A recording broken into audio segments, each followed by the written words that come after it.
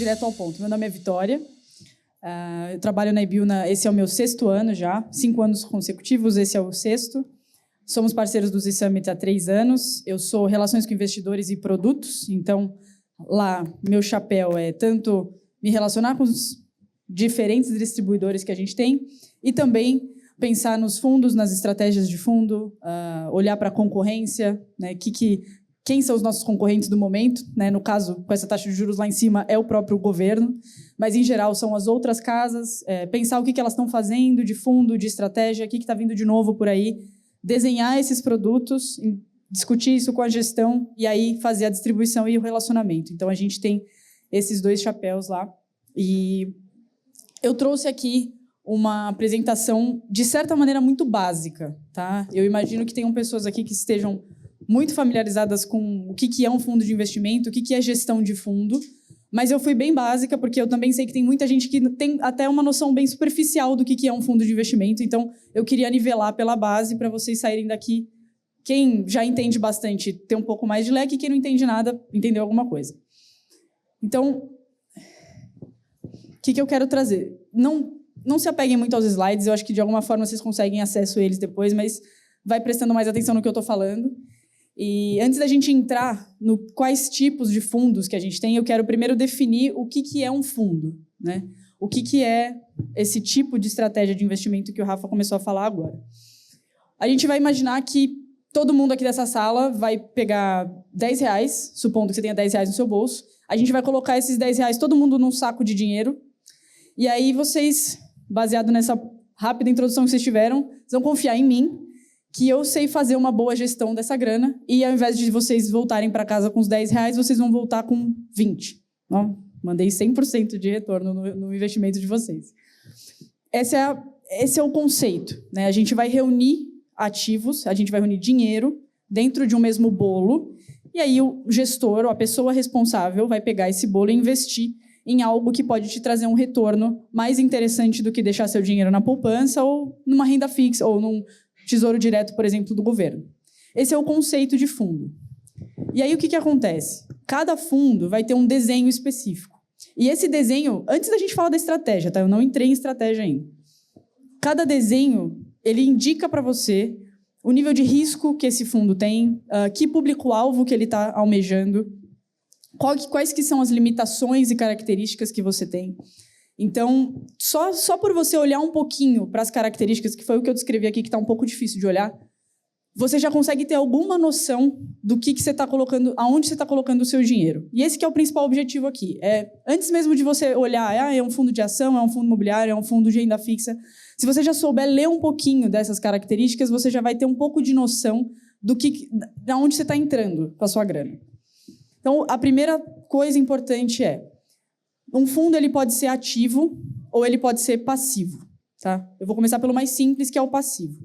Um fundo passivo, basicamente, a gente, voltando no conceito do bolo, vai todo mundo colocar o dinheiro no bolo, e aí eu vou pegar esse dinheiro e eu vou simplesmente seguir algum índice. Eu vou falar, gente, 100% dos retornos que estão vindo desse bolo aqui estão ligados ao índice Ibovespa, que é o índice de ações, né, que agrega as ações do Brasil, ou estão ligados ao índice de renda fixa Selic.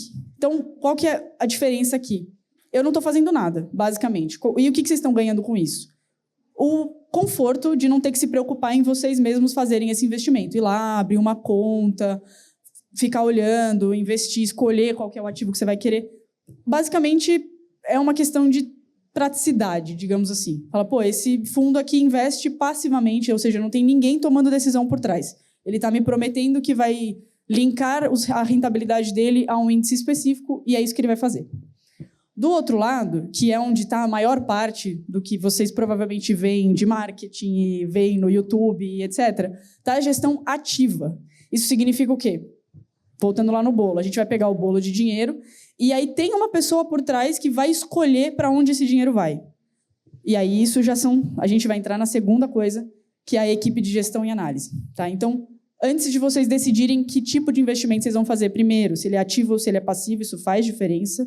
Se ele for ativo, significa que tem alguém tomando decisão. E aí você precisa saber quem é essa pessoa tomando decisão. Aqui, por exemplo, no caso da Ibiúna, o gestor que vai falar agora na plenária às 4 horas é uma dessas pessoas. Ele é o fundador da empresa, ele tem um histórico e ele pensa de uma certa maneira. Ele é ex-diretor do Banco Central, ele e o outro sócio, e tem todo um histórico por trás, e ele decide o que vai fazer com o dinheiro que está naquele bolo. Mas existem vários outros tipos de gestores com vários outros tipos de background. E uma das primeiras coisas que vocês têm que fazer ao tentar tomar uma decisão sobre investimento é olhar para isso. Falar, beleza, esse cara... Por exemplo, agora para dar um pouco mais de contexto, tá? Eles fundaram a Ibiúna lá em 2010. E 2010 era um período que os banqueiros centrais eram muito mal vistos como gestores de ativos. Claro que esse não é o caso, tá, gente? Nós somos uma gestora de 15 bilhões de reais, já tem 15 anos a história, mas eu estou dando contexto para vocês entenderem como que o mercado funciona. A cabeça das pessoas, né, elas têm um repertório, né? Era muito mal visto. Então, quando alguém ia olhar e falar, putz, esse fundo é gerido por um ex-banqueiro central, sei lá se eu gosto disso. E aí as pessoas, às vezes, gostavam de alguém que era mais ligado à parte de bolsa, por exemplo. Putz, esse cara aqui é mais ligado à bolsa, ele teve 20 anos de mercado financeiro operando S&P e bolsas globais, gosto mais disso aqui. Enfim, e assim por diante, né? O Stuberger, por exemplo, que é um cara amplamente conhecido no mercado por ter operado China, moedas, enfim, é o fundador do Verde Asset, que é uma asset concorrente a nós, tem um outro estilo de gestão.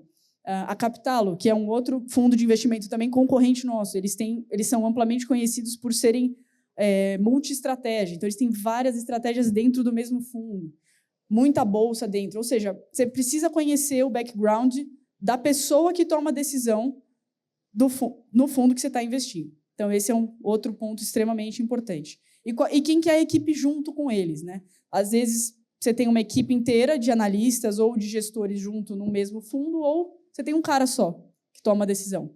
E aí vai de você. Eu gosto de ter várias pessoas pensando num grupo.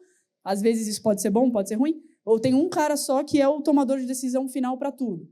Pode ser bom, pode ser ruim também. Vocês estão decidindo para quem vocês vão dar o dinheiro de vocês, então tem que pensar. Segundo, gestão de risco. O que a gente está falando aqui? Nível de volatilidade.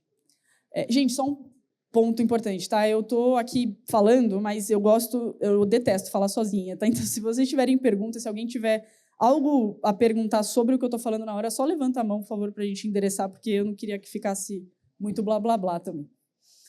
Gestão de risco. Então, volatilidade. O que é volatilidade? É basicamente quanto que o meu investimento pode variar do topo para o bottom, ou seja, se ele vai de 10% para cima, 10% para baixo, eu tenho uma variação de 20% do meu investimento. Vocês têm que olhar para o grau de volatilidade que um fundo... Isso eu estou falando de fundo, tá? Mas serve para qualquer ativo, qualquer tipo de investimento. O quanto que eu aguento? Se você aguenta abrir o aplicativo lá, sei lá, do BTG, da XP e ver que seu investimento está menos 10% no mês, não é ideal você tirar o dinheiro dali se isso acontecer. Mas tem gente que panica, fala, pô, não aguento, eu não tenho estômago para sustentar isso. Então, talvez um investimento dessa volatilidade não seja para você. Todos os fundos têm essa característica, tá? E eu não consigo mostrar agora para vocês que meu computador não está aqui, mas você tem como achar isso muito fácil. Vocês podem olhar isso no regulamento, vocês podem olhar no site. Todo fundo tem uma lâmina. E, em geral, essas informações todas têm que estar lá por legislação mesmo. É obrigatório a gente divulgar esse tipo de coisa. Então, quando você vai investir, você consegue ver. Aí você olha lá, target de retorno. O fundo vai ter um target de retorno de 30%. Legal, como que ele vai fazer isso? Ele vai tomar risco para conseguir te devolver 30%. Então, vai chacoalhar o negócio. Pode ser que ele realmente te entregue e seja um ótimo gestor, mas você tem que estar ciente de que o meio do caminho vai ser meio caótico. E tudo bem, não tem certo e errado. Tem o que você está disposto a passar por. Características. Aqui vem algo bastante relevante, que são as taxas. Tá? Vamos lembrar, vamos voltar lá no bolo do começo. Se vocês pedissem para mim para cuidar do dinheiro de vocês, eu faria de muito bom grado, mas eu ainda não cheguei nessa evolução espiritual. Eu ia cobrar dinheiro. Eu ia falar, gente, vocês me devem X% dessa rentabilidade aqui para eu fazer esse negócio funcionar. E é assim que os gestores trabalham, é assim que eles ganham dinheiro. Em geral, o fundo só tem 2 fontes de receita: taxa de administração e taxa de performance. Ou seja, está sendo cobrado de você um percentual por gerir o seu dinheiro. Então, eu vou te cobrar só para você deixar seu dinheiro comigo. E 2, eu vou cobrar também baseado nos ganhos que a gente tiver, juntos. A gente vai dividir o lucro. É assim que fundo ganha dinheiro, basicamente. Não deveria ter mais custo do que isso, tá? Porque isso já é caro o suficiente. E qual que é a questão aqui? Por que você está pagando caro? Porque é complexo, né? Depois a gente vai entrar nas estratégias, eu vou explicar um pouco mais, mas para dar um pouco mais de contexto, um dos fundos da IBIUNA é fundo macro. Pô, a gente tem uma equipe de analistas que acompanha tudo que está acontecendo no mundo inteiro. A gente tem noção de quem são os membros votantes do Banco Central da Coreia do Sul e por que eles tomam decisão do jeito que eles tomam, e se faz sentido ou não a gente investir na curva de juros da Coreia do Sul. E a gente faz isso para lá e para vários outros 30 países. Isso custa dinheiro, isso é caro, isso é uma atividade complexa. Os nossos economistas são doutores em economia. É por isso que é caro, porque é difícil, porque é sofisticado e porque é complexo. Mas vocês têm que saber para quem também, de novo, volta lá. Isso tudo aqui, então, por isso que é importante. Mínimo de aplicação e prazo de resgate. O mínimo de aplicação dos seus investimentos ele vai dar um indício de qual que é o público que você está querendo acessar. Quando você abre lá o aplicativo da XP, que é uma distribuidora de varejo, basicamente, é uma distribuidora que tem como filosofia democratizar os investimentos. Esses caras provavelmente têm, sei lá, você vai entrar pela XP, você consegue R$1.000, R$500, você consegue acessar um fundo muito bom, gerido por pessoas excelentes. Não foi sempre assim. A XP, inclusive, é uma das revolucionou o mercado de investimento. Mas antes, o mínimo de investimento era R$50.000. Eu não tenho R$50.000 assim, para fazer um Pix, né? Fala, gente, toma isso. Então, isso significa o quê? Significa que as gestoras lá atrás elas gostavam de segregar o público que investia. E por que elas faziam isso também? Por causa do grau de risco, né? O grau de complexidade que os investimentos têm.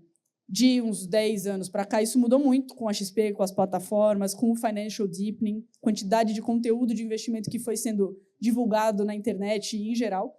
Né, ele virou um tema muito mais em alta do que era nos últimos 30 anos. Então, as pessoas começaram a querer acessar. E aí tiveram plataformas dispostas a fazer esse acesso acontecer, como a XP, como o BTG, a Genial, enfim. E aí esses prazos todos, essas características todas começaram a migrar para um público mais de varejo. Então, antes a gente estava falando de um público exclusivamente private banks e gente que era, sei lá, dona de empresa, sei lá, o Jorge Lehmann era o cara que conseguia investir nos fundos. Hoje, todos nós, seres humanos normais, conseguimos fazer isso. Então, por que eu estou dizendo essa história toda? Né? Para dizer que as características do fundo também estão te dando informações sobre o que ele faz, sobre a complexidade, sobre o risco, sobre que tipo de cliente que o gestor está querendo no fundo dele, e isso também diz sobre o que o fundo faz. Né? E, por fim, é a distribuição. Onde que é possível encontrar esse fundo?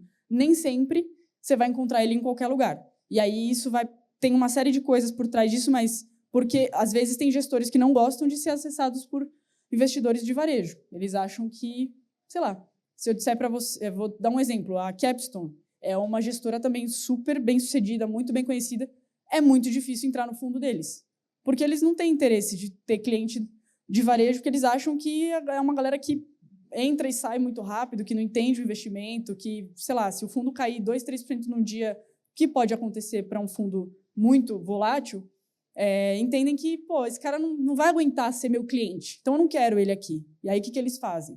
Pô, eu não distribuo em plataforma.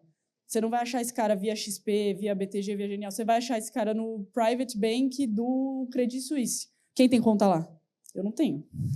Então, assim, é isso que eu quero dizer. Fala-se, as gestoras e os fundos e as estratégias falam muito também através das características deles. Então, se vocês já tiverem um panorama, antes de falar da estratégia do fundo, sobre isso daqui, vocês já vão saber bastante aonde vocês estão pisando e qual tipo de decisão vocês querem tomar a partir dali. Dúvidas? Alguém tinha levantado a mão? Sei lá. Peraí, fala no microfone para gravar. Para passar ali na gravação também.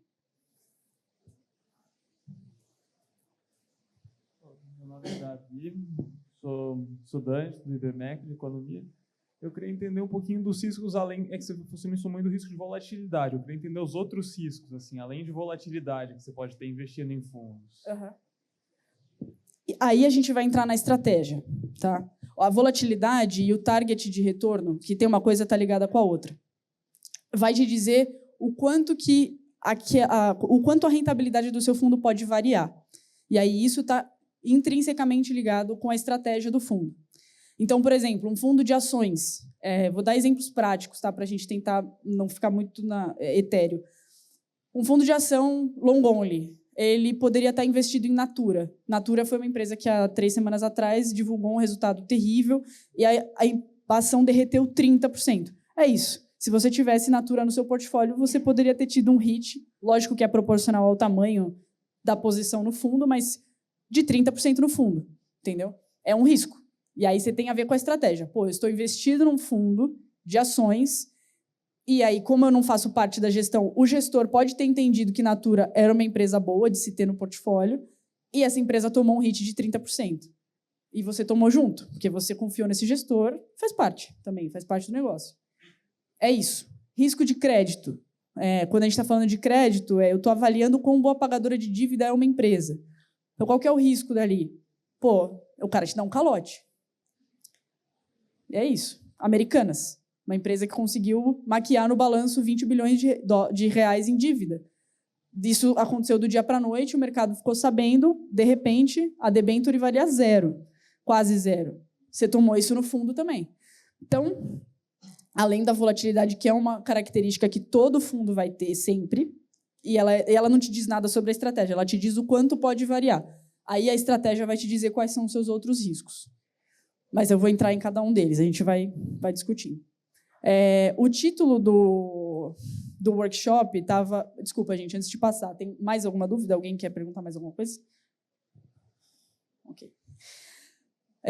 Eu falei renda fixa, renda variável e multimercado. Mas eu coloquei alguns outros aqui porque eu sei que eles também aparecem bastante no nosso dia a dia. Tipo, imobiliário é um negócio que, sei lá por quê, mas ganhou um baita fuzz, ETF também. Não está aqui, mas eu vou falar um pouquinho.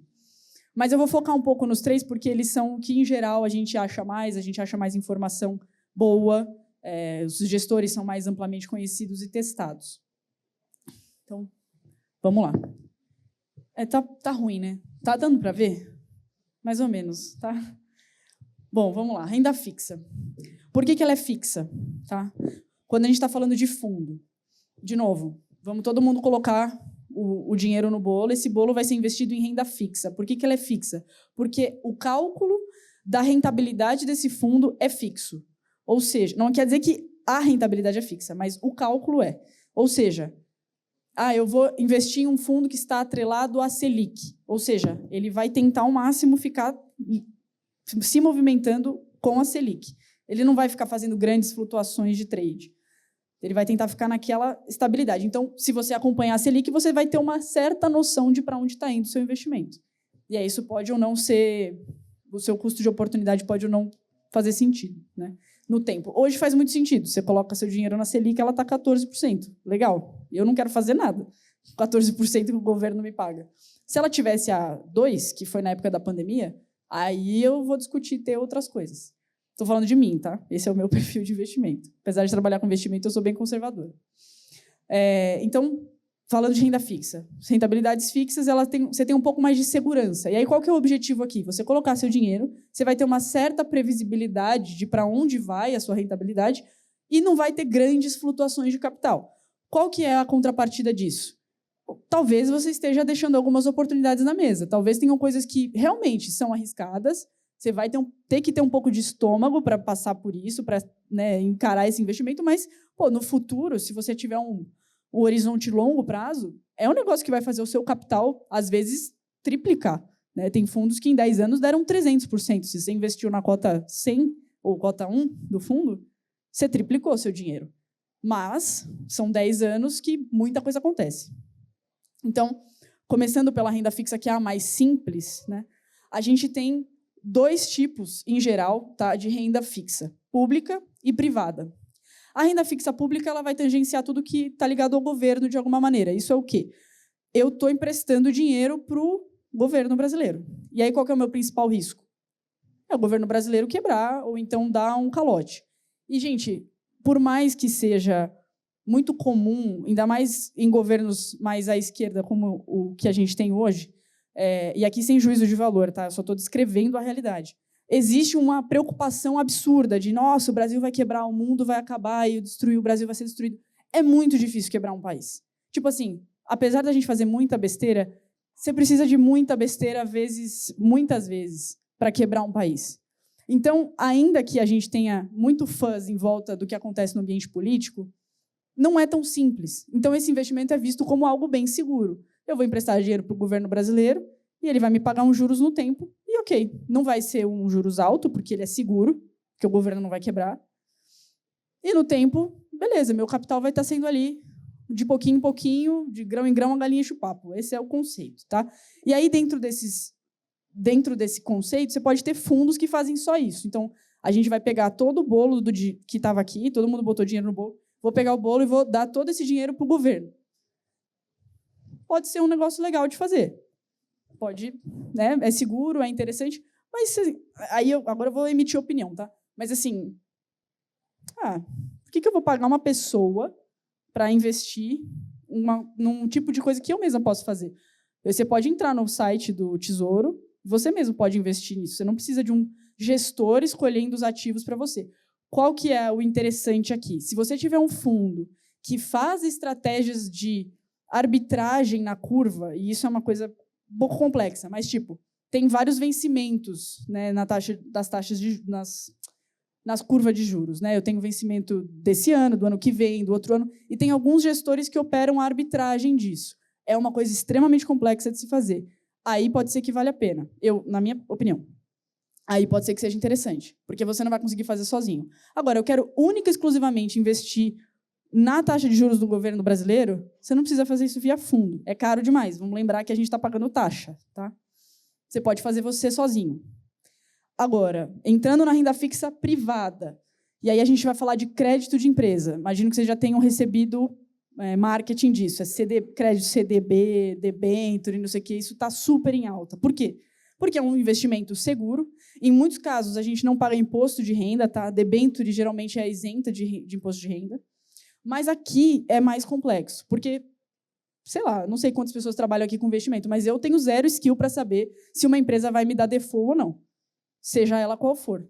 Né? E esse é o maior risco de um fundo de crédito privado. Então, ao invés de eu emprestar dinheiro para o governo brasileiro, eu vou emprestar para uma empresa. Que empresa? Qualquer uma. Todas as empresas emitem dívida. Banco, sei lá, Santander, Sabesp, Localiza, banco de empresa que faz estrada, Anhanguera, empresa que faz aeroporto, todo mundo emite dívida. E aí o que você pode fazer? Você atrela a sua rentabilidade a essa dívida. E aí o que o gestor de crédito faz em geral? Pega aquele bolo de dinheiro, faz uma análise das empresas que ter o mínimo risco possível de não te dar o seu dinheiro de volta e aloca num pool de empresas. Essa é uma estratégia que eu acho que vale a pena, porque eu não sei fazer isso sozinha.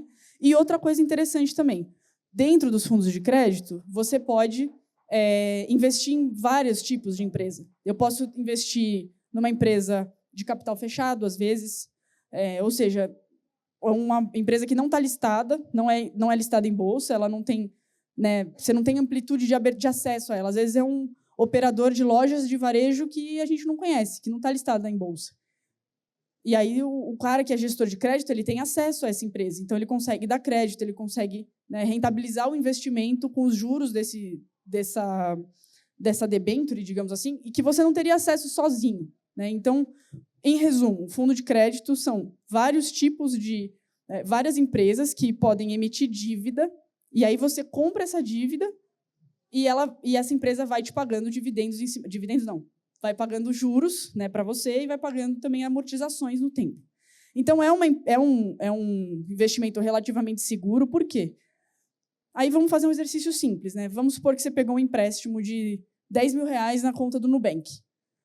Cara, quando você ganha dinheiro, você ganha seu salário, sei lá, você ganha um bônus, qual que é a primeira coisa que a gente brasileiro faz?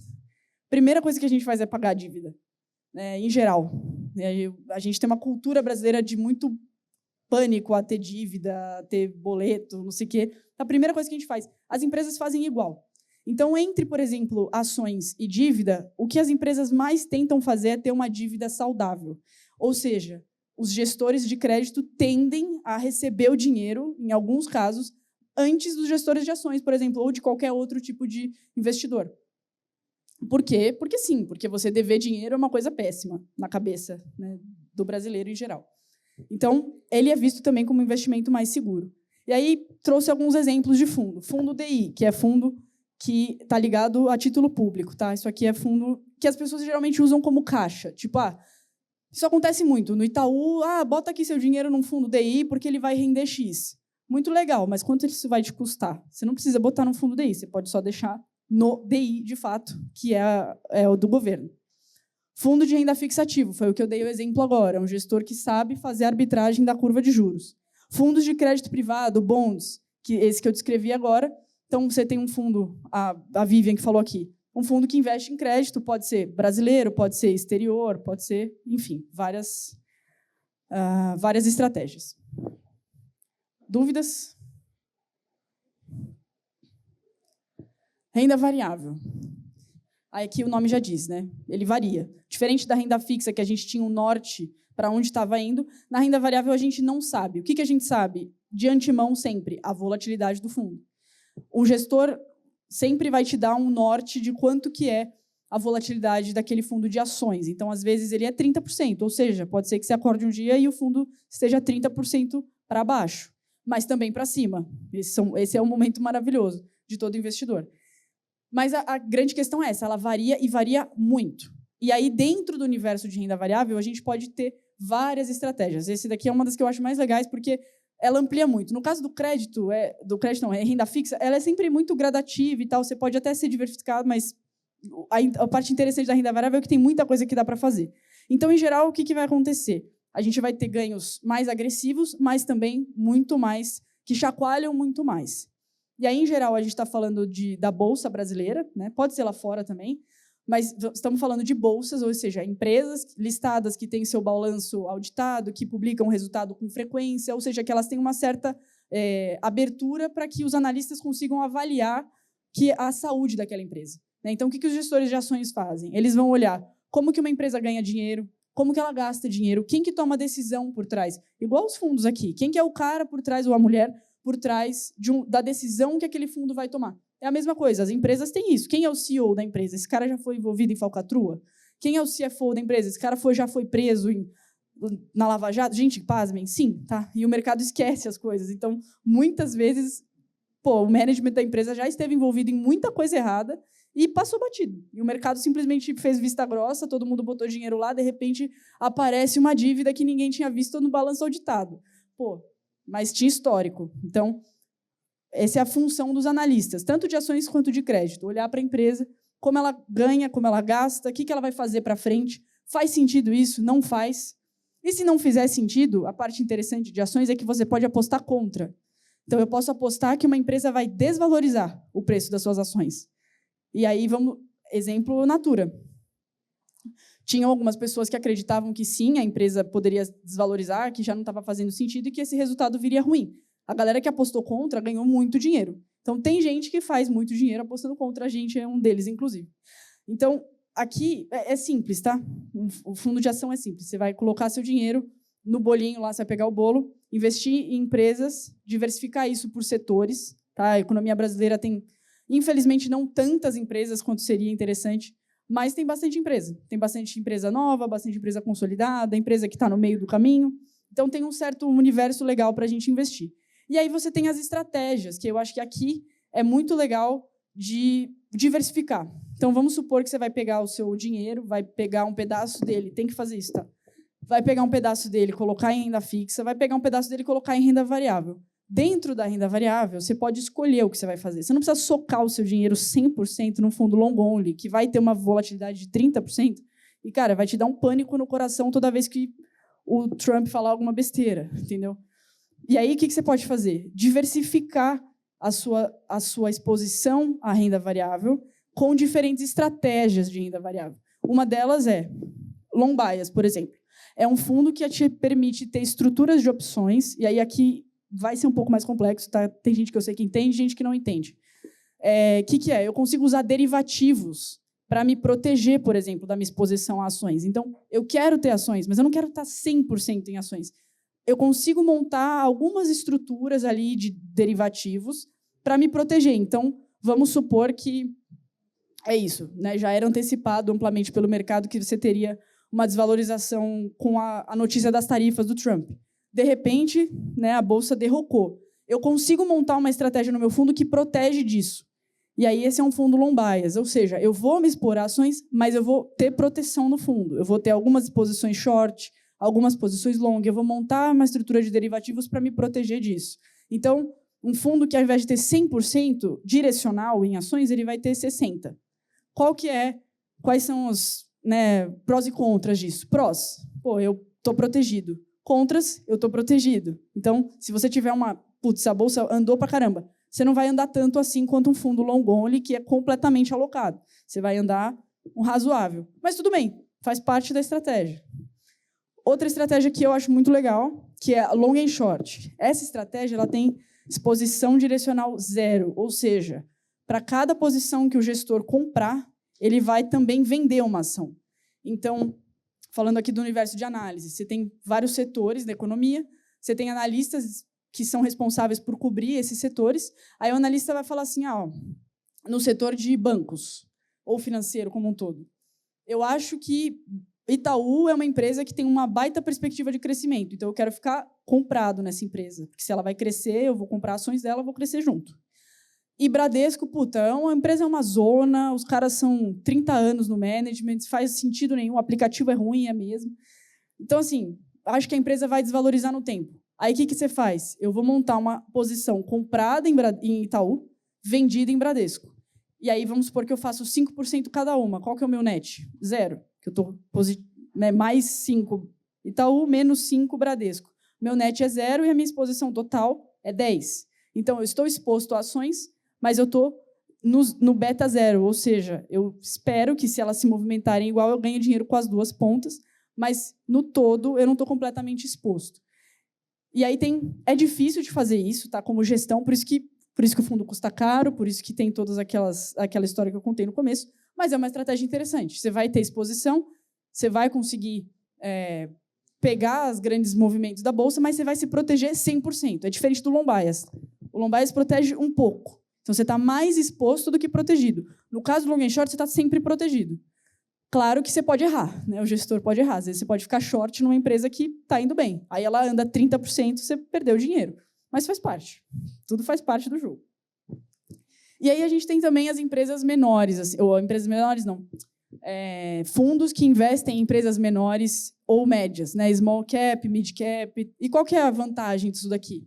A vantagem é você conseguir pegar grandes movimentos, porque uma empresa que não tinha, ela acabou de ser constituída, acabou de ser montada, ela começa a dar certo, ela começa a mostrar a vantagem competitiva dentro da concorrência dela. Ela vai duplicar, triplicar de tamanho. É diferente de um Itaú da vida. É uma ação legal de ter, mas qual é a chance do Itaú triplicar de tamanho no Brasil? Ele já é o maior banco, né? Não vai acontecer isso. Então, a estratégia aqui é você pegar pequenos investimentos, pequenos business, negócios, que no tempo vão valorizar e valorizar muito. Então, tem gestores que estão especificados nisso aqui. E, de novo, gente, essas estratégias todas, elas estão descritas, tá? Quando você vai, vou abrir lá minha plataforma, meu banco, etc., está escrito lá o que aquele fundo faz. E eu sei que, em geral, não é muito intuitivo. Às vezes, o nome do fundo é Gaviões. Você fala, o que esse fundo faz? É real, eu sei. Eu não sei o que acontece na cabeça dos gestores. Eu sei o que acontece, né? Mas eles adoram colocar nome de guerra, nome de avião, não sei o que. É uns negócios X. Eles adoram fazer isso. Eu não sei. Então, assim, nem sempre é intuitivo você saber o que o fundo faz. Mas você clicou lá, está descrito na descrição. Se é um fundo de ações, está escrito se é um fundo de ações direcional ou não, está escrito se é um fundo que investe só no Brasil, na Bolsa Brasileira.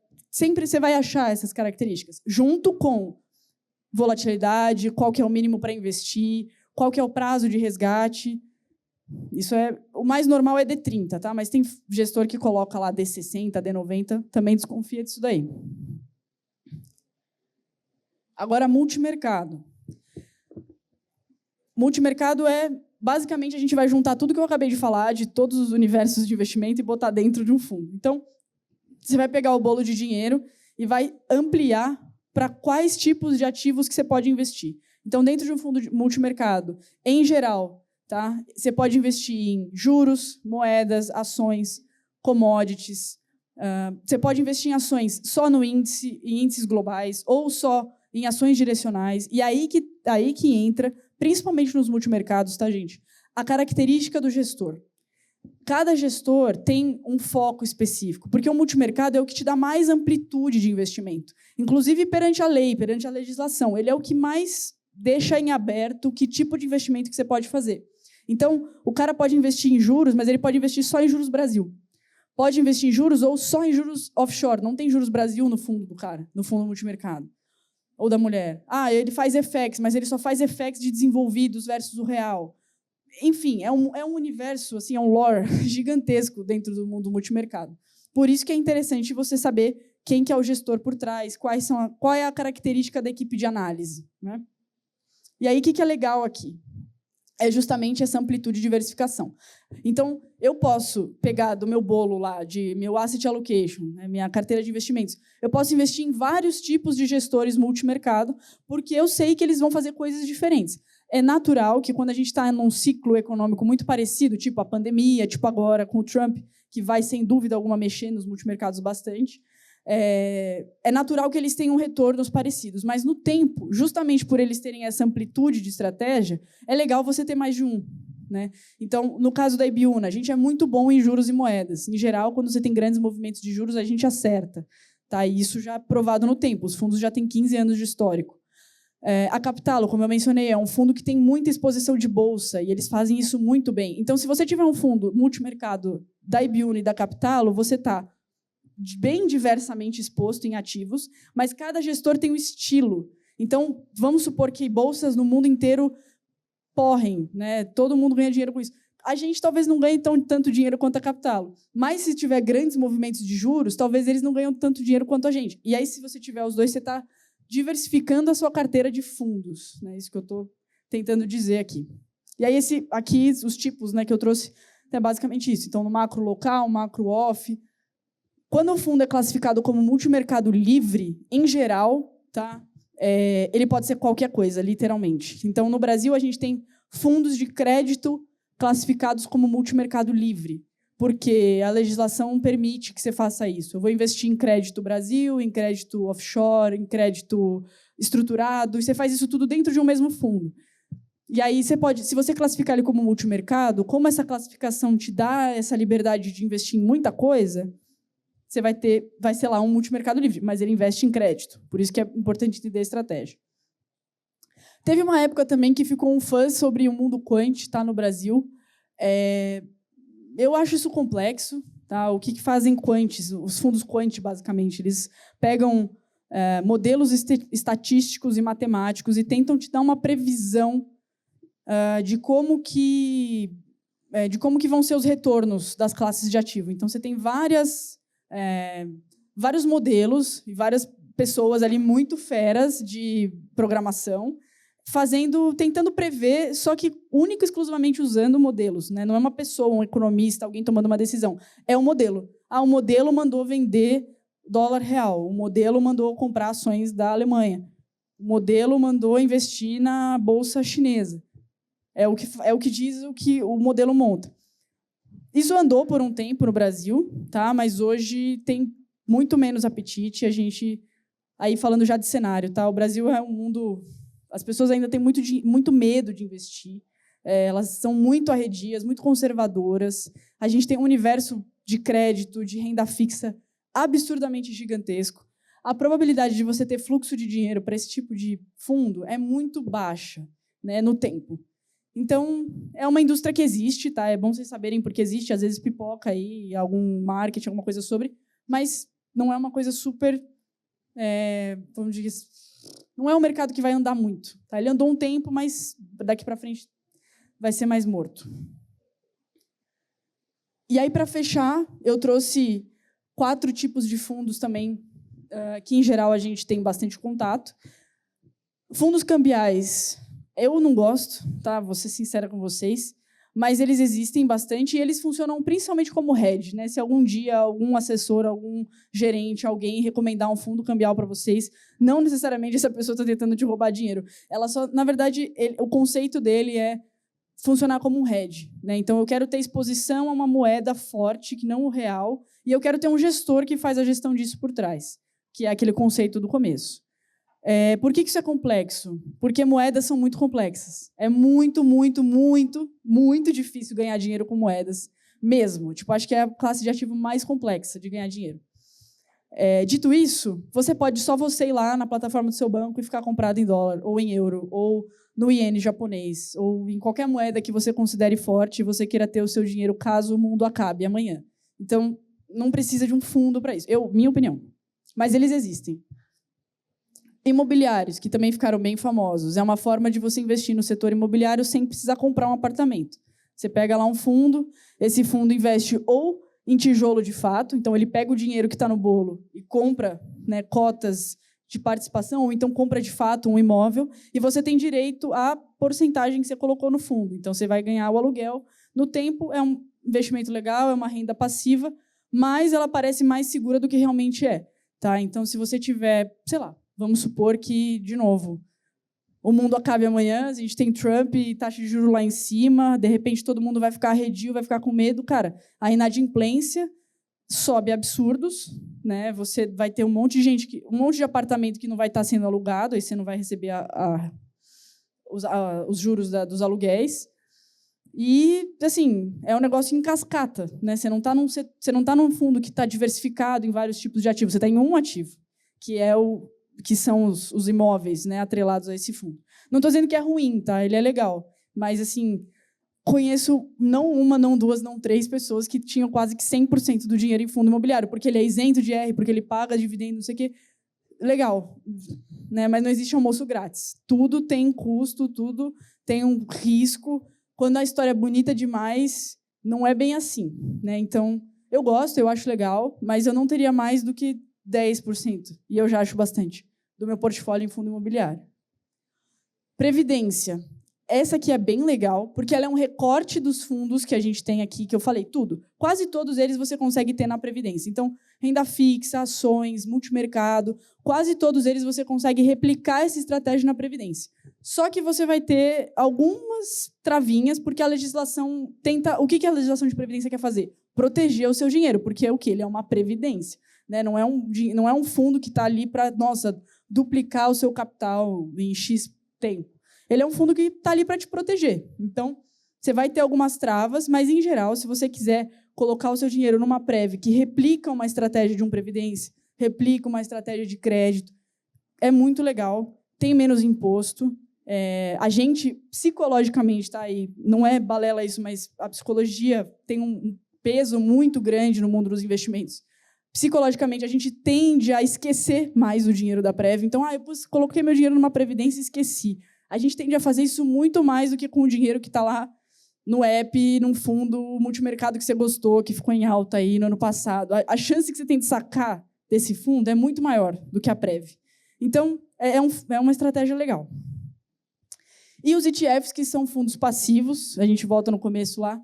E aí aqui é interessante também porque ele vai seguir um índice ou um setor específico da economia, e ele vai te dar uma exposição que é muito difícil de você ter. Então, exemplo, eu prefiro investir num ETF de empresas de tecnologia nos Estados Unidos do que eu ir lá e eu escolher comprar ações de cada uma dessas empresas. Tem uma ação só, aí é uma questão de praticidade também, tá? O retorno vai ser próximo, em geral. É uma questão, assim, é uma ação que você vai, né, um fundo que você vai comprar, e esse fundo está listado na Bolsa Americana, e ele vai replicar as ações que ele vai comprar, né? As ações daquele setor. Então, eu estou meio que quebrando o índice inteiro em pequenos bloquinhos, e aí eu estou investindo só naquilo. E aí existe ETF de tudo, tá? Tem ETF de bolsa, tem ETF de petróleo, tem ETF de qualquer coisa. Escolhe um negócio aí, você vai ter um ETF disso, e a vantagem é que você consegue recortar pequenos temas da economia e investir de uma forma simples. Então, eu, por exemplo, na física, eu tenho o ETF de S&P, E eu tenho o ETF também de empresa de tecnologia, o que é uma porcaria. Exemplo, né? Ações, esse último mês derreteu. Então, eu tô aqui falando, mas são coisas que servem para mim, tá? O dedo coça demais você tirar o dinheiro dali, mas, enfim, faz parte. E aí eu voltei essa tela aqui só para a gente relembrar as características do começo. E é isso, gente. Falei bastante, eu percebi. Não stop. Tem 10 minutos ainda para pergunta lá. Aonde está o microfone, galera, que eu perdi? Olá. Tá dando para ouvir? Tá, né? Meu nome é Vinícius, faço parte da Liga de Mercado Financeiro do Intel. E, recentemente, com as declarações do Trump, com as políticas que ele está aplicando nos Estados Unidos, as criptomoedas estão ficando bem mais evidentes para toda a população.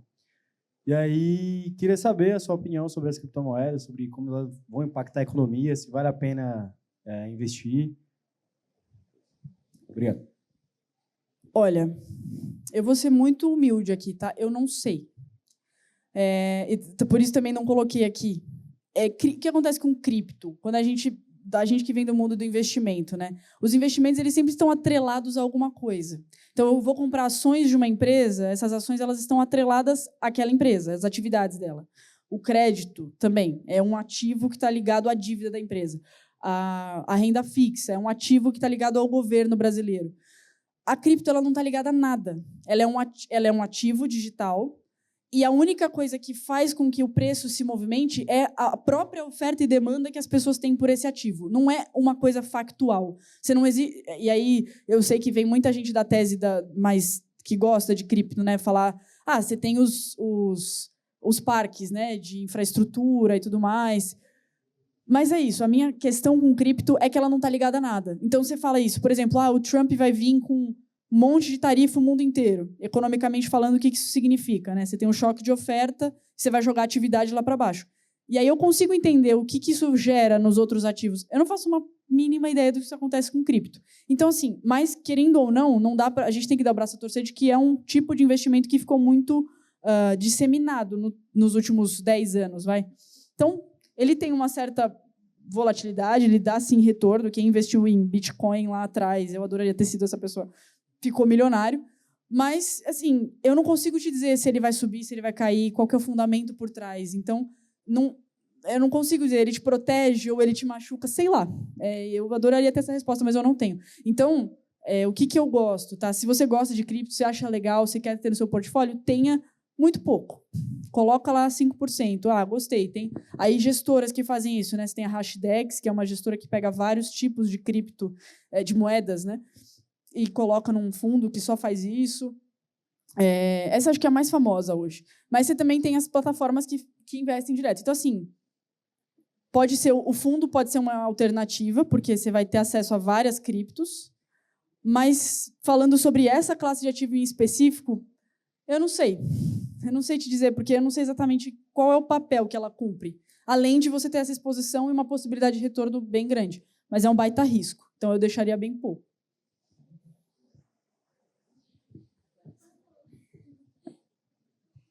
Quando a gente usa a estratégia de long short num fundo, ele sempre precisa estar comprado em um ativo e vendido em outro. Esse ativo ele sempre tem que estar com aquela correlação, se não me engano, negativa, onde um sobe e outro cai, tipo Petrobras e Gol, ou isso não é uma obrigação?